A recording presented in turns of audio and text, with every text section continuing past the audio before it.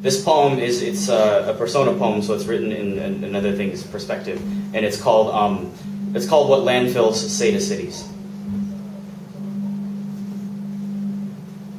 My city, you almost had me convinced of your immortality the day you told me, look how my buildings grow like the oak trees never will, with no need for bending.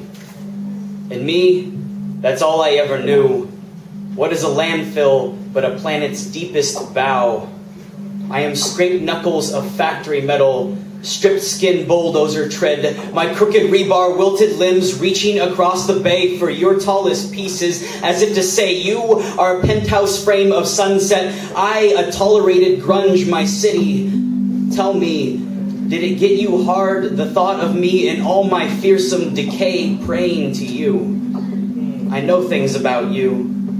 I am a family's first television set, their second and their third. I know what you tell people to do with last year's novelties like your ghettos. I know what you talk about with your friend Progress behind closed doors. Do you know how the lips of those doors open when their hinges snap and I come to claim them? I am the sweat from the project's trembling jaws, screaming look from your high rises. My swells are a brailled eulogy, a brick for the last black-owned house in the west side of town. My city, I remember things like how badly you wanted those wine bars and condos. I am the barbed wire and chain link fence that hold the crumble in. I know things like sometimes when we build borders, it's to keep things in. You, god of plastic, always feared the fervor with which I let the slow burn of bacteria claim me in protest. I tell you, I am your wilted 2x4s in the moss that grows on them. A ballroom dance of decomposition. I call the trees that will grow from this a beautiful choreography. The scrap metal and garbage rot calls this their catharsis.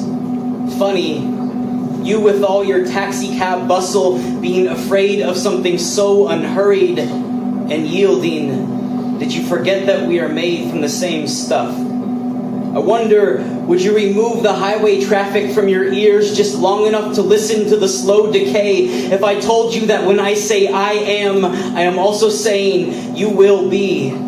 I see you paying hush money to history books, telling your children that they can grow up to be shopping malls, while every night the riot cops come home to roost in your eyelids, and every day you grow into a mayor with a fire brigade stuck in his throat that only saves white-owned businesses. Hear me when I hiss sulfur between my teeth. I am the needle screaming for the junkie to stop. My city, you are as old as hunger. Imagine your skin perfectly bronzed in oxidation, the vines pulling your metal back into the ground. Imagine a skyscraper's crumble, slow candle melt onto the ocean's table. Imagine hearing your waters again. Would you remember their trickle like a dead lover's last voicemail? Listen to the roots of your parks when they tell you that the only sure thing is the movement of clay and rock, the push, rise, and dawning hollow. Imagine the echo of a raven's wing against your abandon, the moonshine of your pupils bowing to the galaxy's stars. Do not consider this wild prophecy.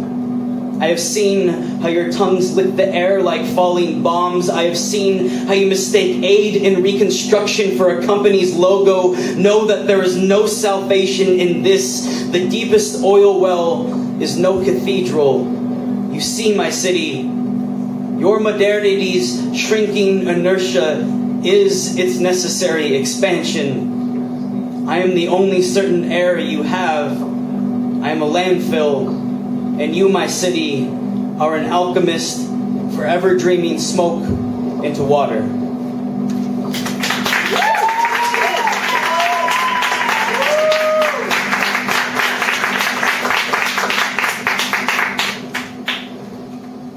All right, maybe something a little happier. This is a happy poem, because it's about my dad, and I love my dad. Aww.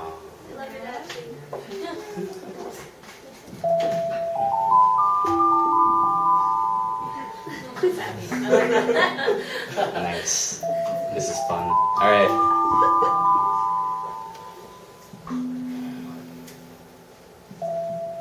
Sometimes I understand my father the way he understands printing presses, calligraphy, the subtleties of an 18-year Scotch.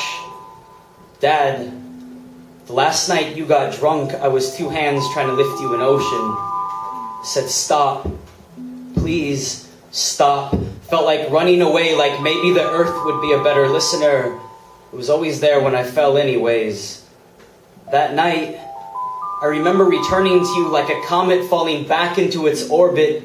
I remember you holding me with all your gravity, your tears soaking my right shoulder, how I rubbed the fabric of my shirt like a family heirloom. And I thought, how many fathers will never say I love you, even in the way they touch? Like fathers should not break, like they're supposed to be made from the stuff of moons. How many fathers only touch their sons like meteors, only reach out with a closed fist, like they never learned that you can't feel a heart beating through a closed hand. But Dad, you understood that it's okay for men to cry. The first time we visited your mother's grave, your tears felt like whiskey spilt from 2 a.m. shot glasses, like I just don't give a damn anymore. On the car ride home, you told me how your father's drinking was never enough, that he used to grow bruises on your mother's skin like the blue petals of flowers unfurling in the darkness. So when you left her your tears, I understood why your salt didn't tidal wave slap the earth, how it rolled down your cheek first and landed like an autumn leaf returning to the soil, as natural as dying and living. And I know the earth pushed back as if to say, I'll catch you. Or like when your marriage split, how fixtures no longer belonged. The furniture you took with you, the carpet's empty indentations, the end, a sharp departing of a heart's color stretched into a slow autumn. As you explained it to me, you shook like a maple, shedding all its leaves until you were made of only the necessary parts of yourself, until shaking became the body's only need. Dad, when your lungs were swollen with storm clouds, you never spoke in lightning. You said, give the ground your tears. It'll remember them like an offering. Let its surface be your parchment. Do not mark your history with battered fists. Write your stories in the slow erosion of salt water into earth. Become fluent in the lines of this geology, like we are the salt of the earth because we offer the ground so much of ourselves. This is when we are most human. Sometimes this is all we need to remember that we are alive, like a gasp written in grief that reminds us we still need to breathe. Sometimes my father is just a man trying to raise the sun into one. Thank you all.